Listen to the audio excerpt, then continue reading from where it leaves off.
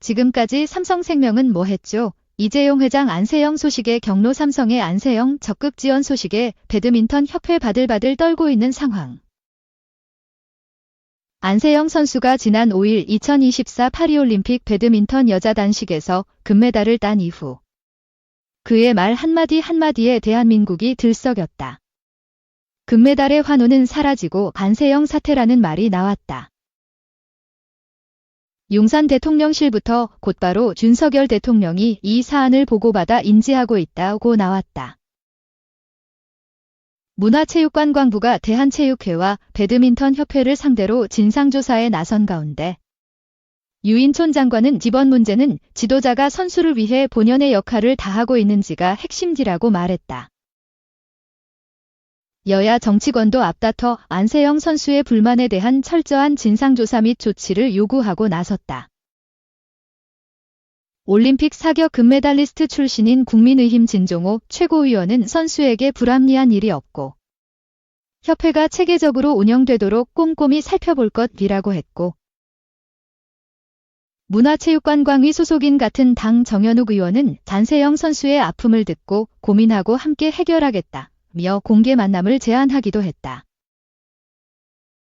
민주당도 지도부에 이어 전용기 의원은 문화체육관광부는 배드민턴협회에 대한 대대적인 진상조사와 함께 철저한 감사를 실시해야 한다고 촉구한 바 있다.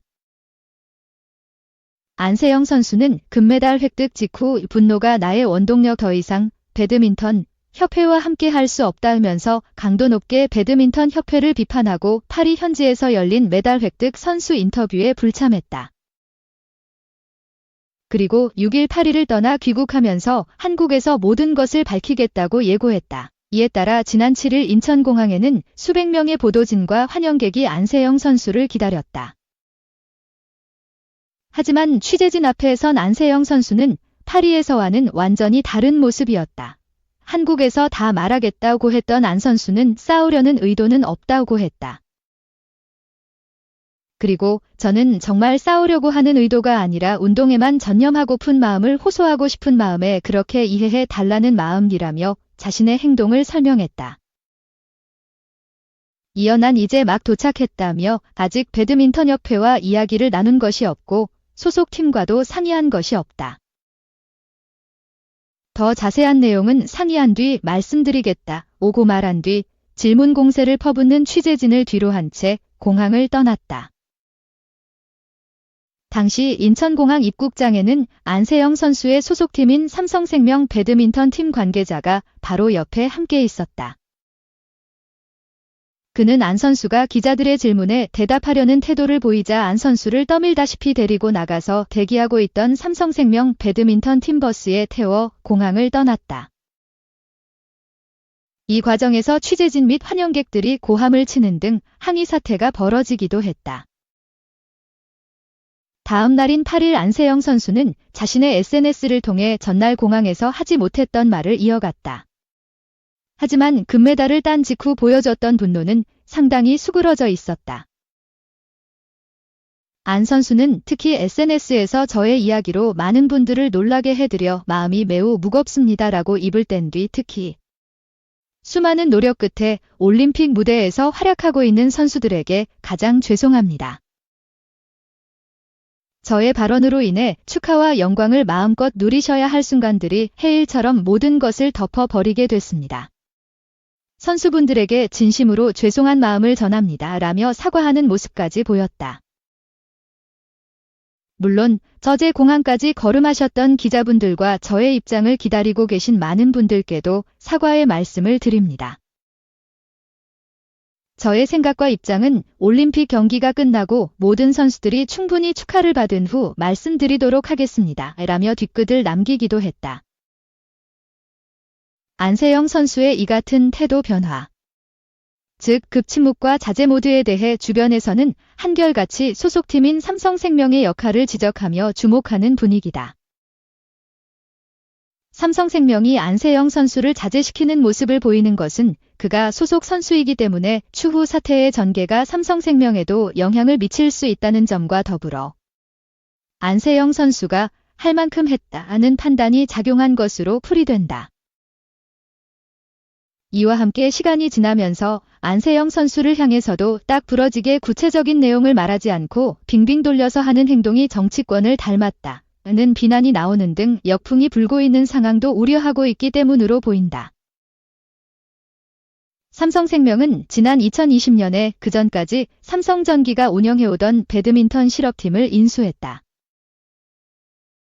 삼성생명 배드민턴팀은 최고 수준의 선수를 스카웃해서 실업팀 중 연봉이 가장 높고 복지와 의료 혜택 등도 최고 수준을 유지하고 있다.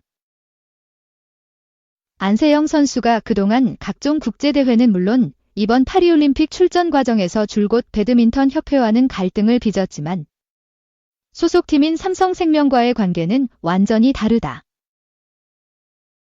유일하게 금전적 보상, 연봉을 해주는 곳이기 때문이다.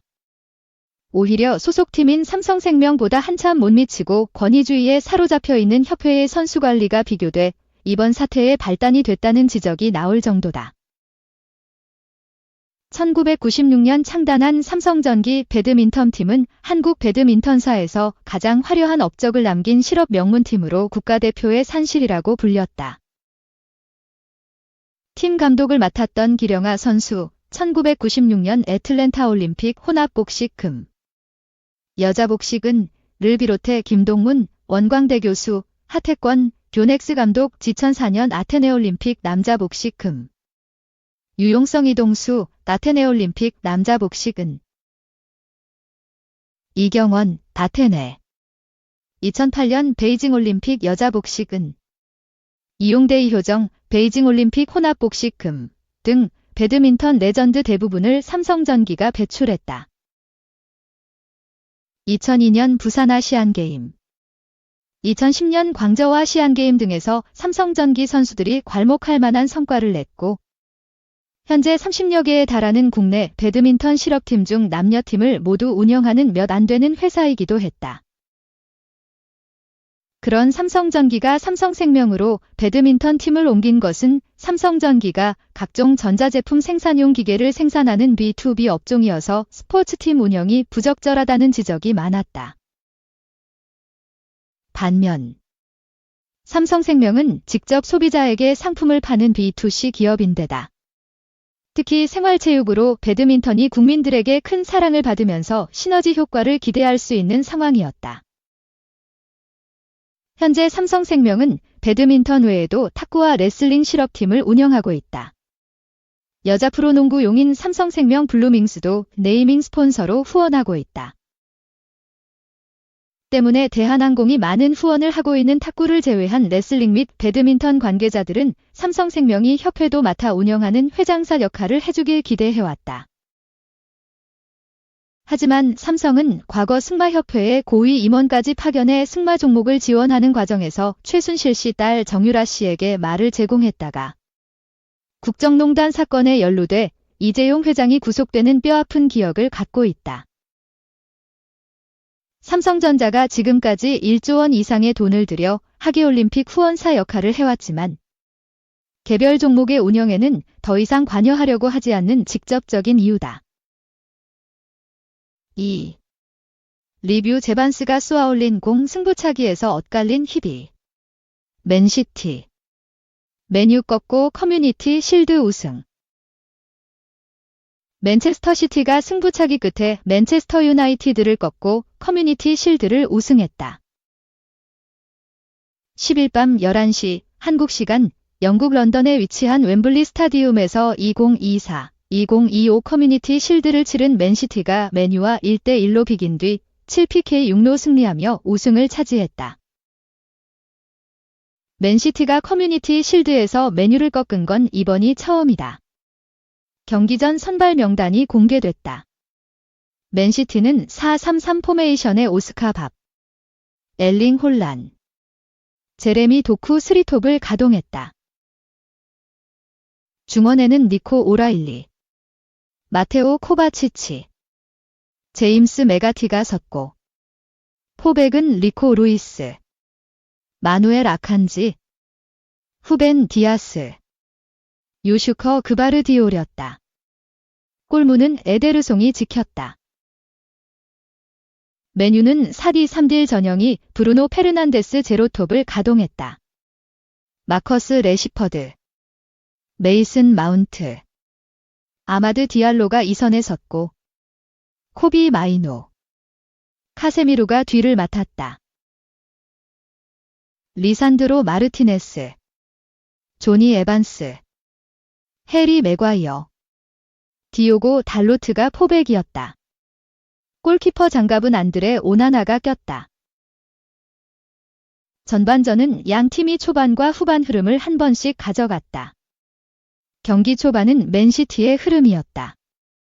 전반 21분 오스카 밥이 오른쪽에서 드리블로 2명을 속인 뒤 왼발 슈팅으로 연결했다. 그러나 슈팅이 크로스바 위로 높게 뜨면서 아쉬움을 남겼다. 전반 23분에는 마르티네스의 패스미스가 밥을 거쳐 제임스 메가티의 슈팅까지 이어졌다. 그러나 메가티의 슛은 골대를 강타했다. 맨유도 전반 30분 디알로가 카세미로와 원투 패스로 수비 대형을 허문 뒤 중앙으로 패스했다. 그러나 마운트와 호흡이 맞지 않으며 그대로 공이 골대 앞으로 지나갔다. 전반전은 양팀 모두 득점하지 못하며 0대0으로 종료됐다. 맨유는 후반 13분 교체 카드를 연달아 썼다. 마운트, 맥과이어, 디알로, 마이누를 모두 빼고 스콧 맥토미니, 파쿤도 펠리스트리, 알레한드로 가르나초, 토비 콜리어가 투입됐다. 맨시티도 오라일리, 도쿠를 빼고 마테우스 누네스, 사비우를 넣으며 변화를 줬다.